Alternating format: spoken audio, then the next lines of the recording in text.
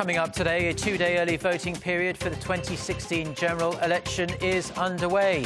Seoul and its surrounding areas are the focus of the party's campaigning efforts today, with 5 days to go before Election Day.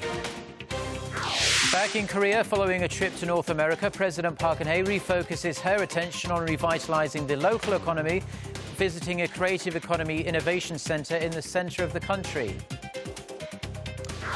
Plus, the Korean government releases new healthy eating guidelines a day after declaring war on sugar. Stay tuned for these stories and more.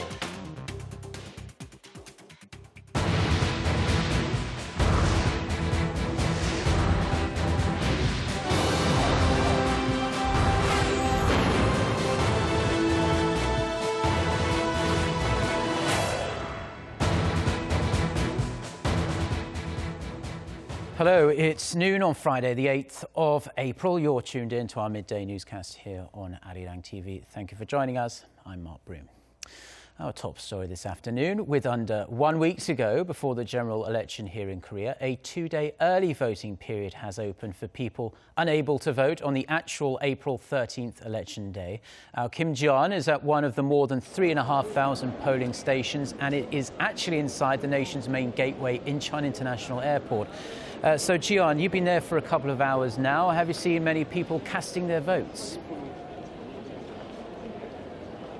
Well, Mark, there are currently 20 to 30 people waiting in line to cast their votes, so the line is not that long. You can see them squeezing in the time to cast their votes before departure time, carrying their luggage with them. And this early voting system in Korea is the first for a general election in Korea, and it's also expected to be a game changer in neck-and-neck regions, and it's also expected to encourage more young voters to vote. Already more than 731,000 people, or around 1.74% of eligible voters, have cast their ballots at one of the 3,511 polling stations as of 11 a.m. this morning. And the highest number of early voters, have been seen in Korea's western Jeollando province, and the lowest number in the southern port city of Busan.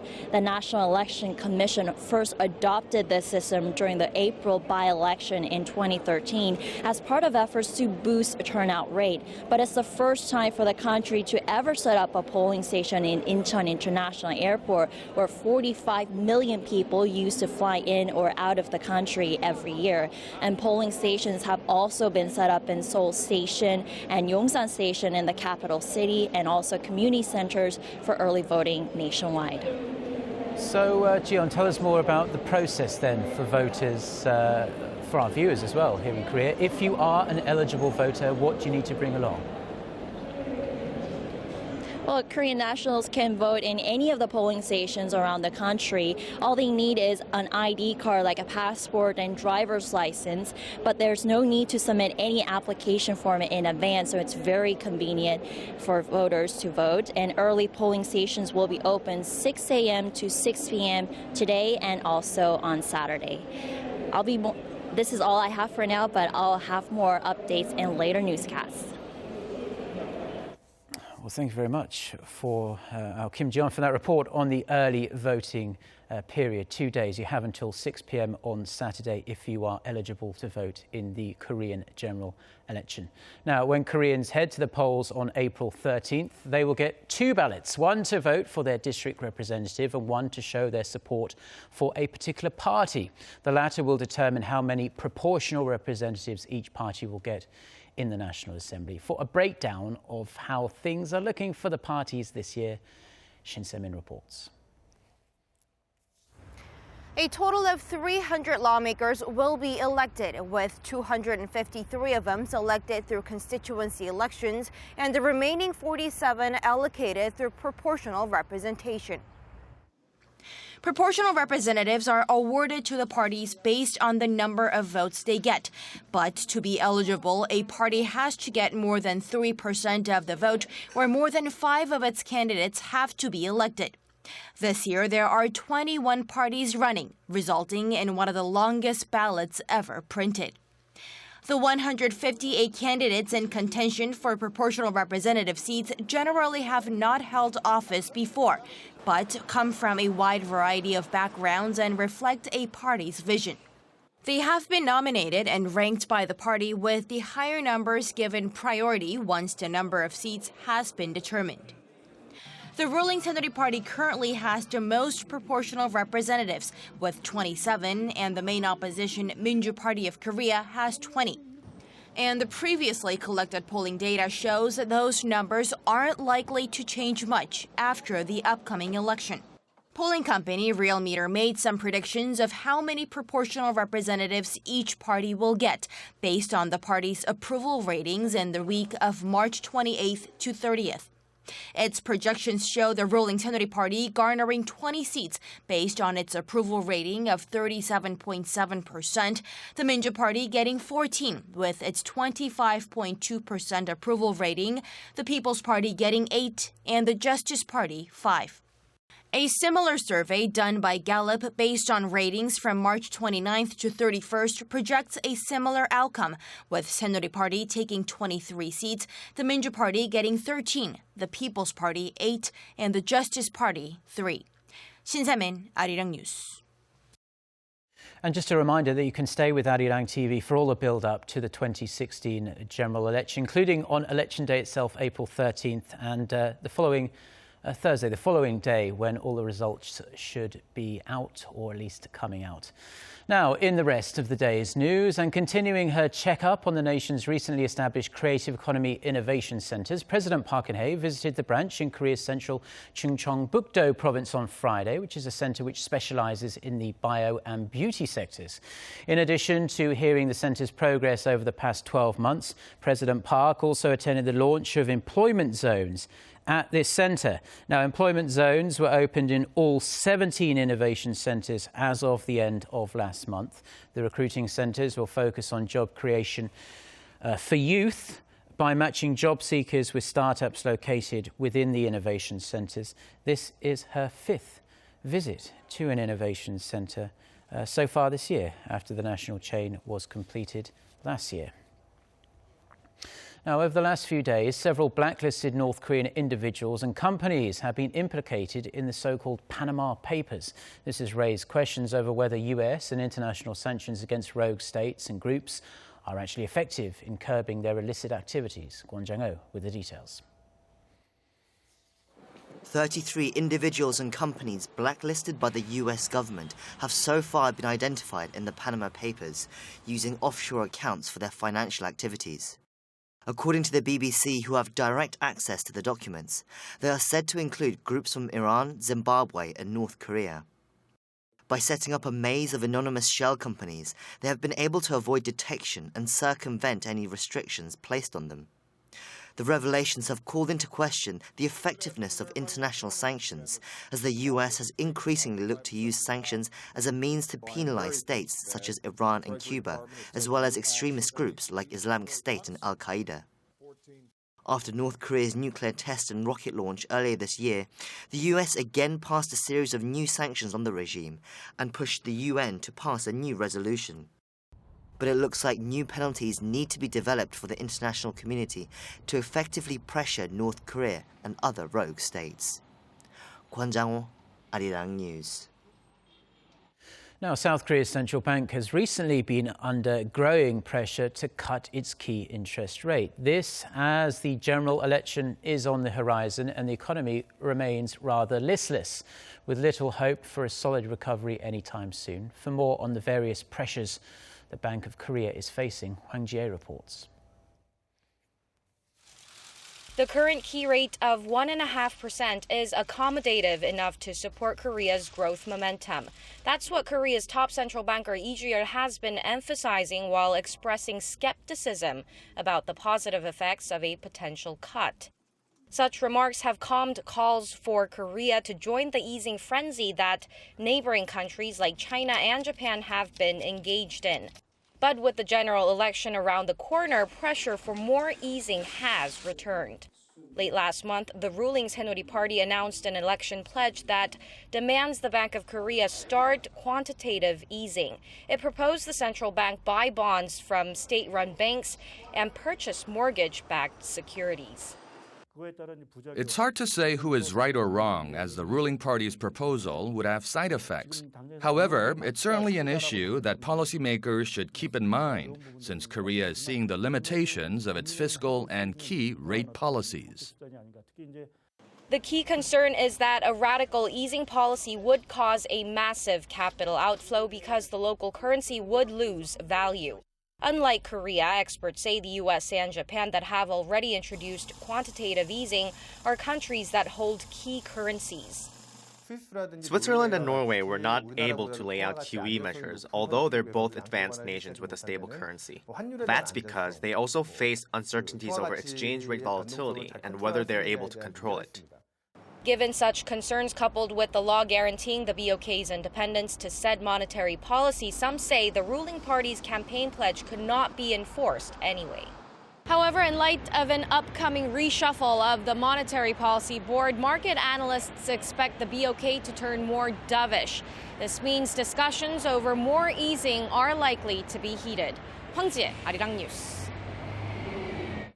Now, good news for Korea's biotechnology and pharmaceutical exports because they topped the landmark 10 trillion won mark last year. The figure, equivalent to $8.6 billion was released by the Korea Drug Research Association on this Friday.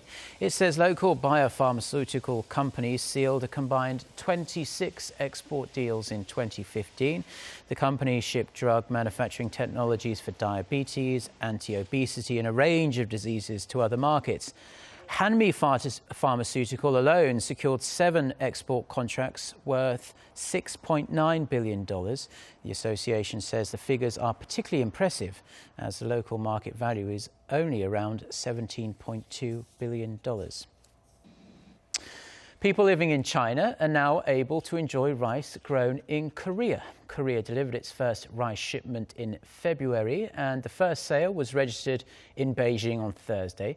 The government is planning to promote further exports of Korean rice to target the premium foods market in China. Oh Jung-hee reports. An upscale supermarket in Beijing began selling Korean rice on Thursday, the first time Chinese consumers were able to purchase the staple food in Beijing. Korea delivered its first rice export to China in February through China's state-run agricultural trading company COFCO Corporation. This came after China decided to ease up its regulations on Korean rice after the summit meeting last year in September.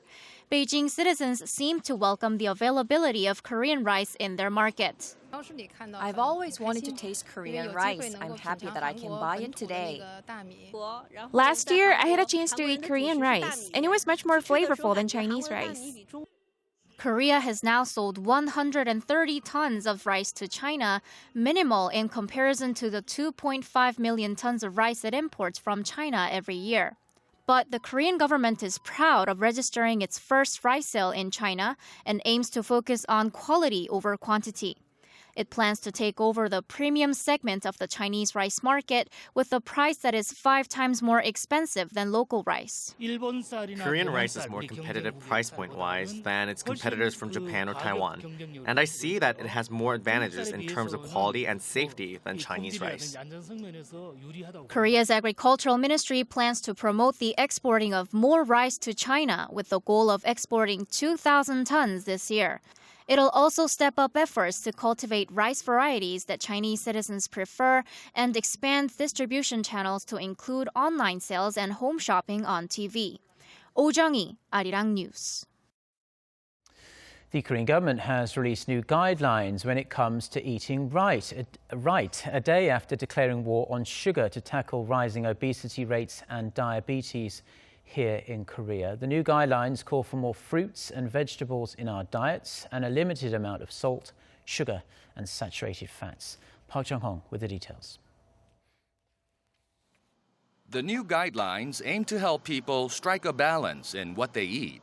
In drawing up the Healthy Eating Blueprint, food-related ministries led by the Ministry of Health and Welfare took into account nutritional intake, healthy dietary habits, Koreans' average diet, and food safety. In a nutshell, they advise people to eat less sodium, sugar, and fat, while having a variety of foods like grains, fruits, vegetables, and so on. What's notable is that the guidelines advise people against skipping breakfast. That trend is prevalent these days due to the increase in single-person and dual-income households.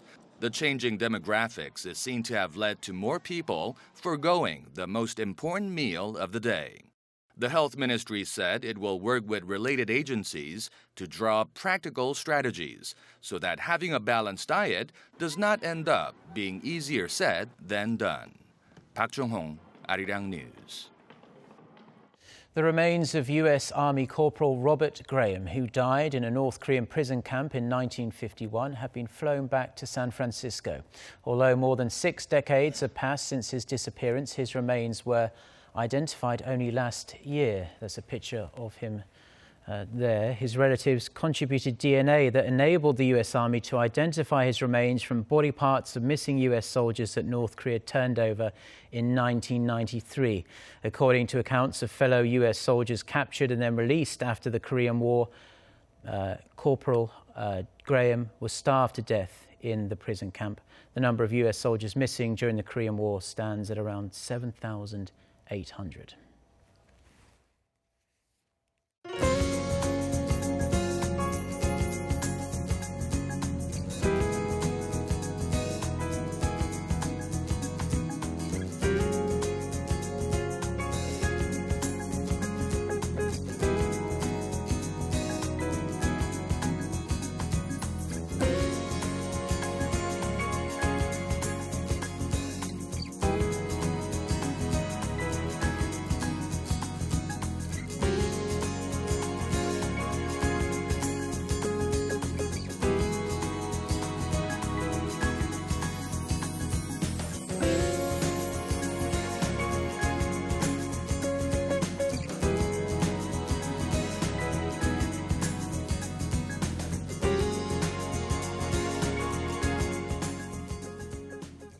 Well, those are stories we've been following on this Friday afternoon here in Seoul. For more of the latest, don't forget to check out the website arirang.com/news. We also have a smartphone application. You can find it just by searching for Arirang TV in the usual places. And if you are a Korean national and you're watching us here in Korea, don't forget that you can vote. Early voting period is open until 6 p.m. today and from 6 a.m. till 6 p.m. on Saturday. So make sure you exercise your democratic right to vote. Have a great day and a wonderful weekend if we don't see you again. Goodbye.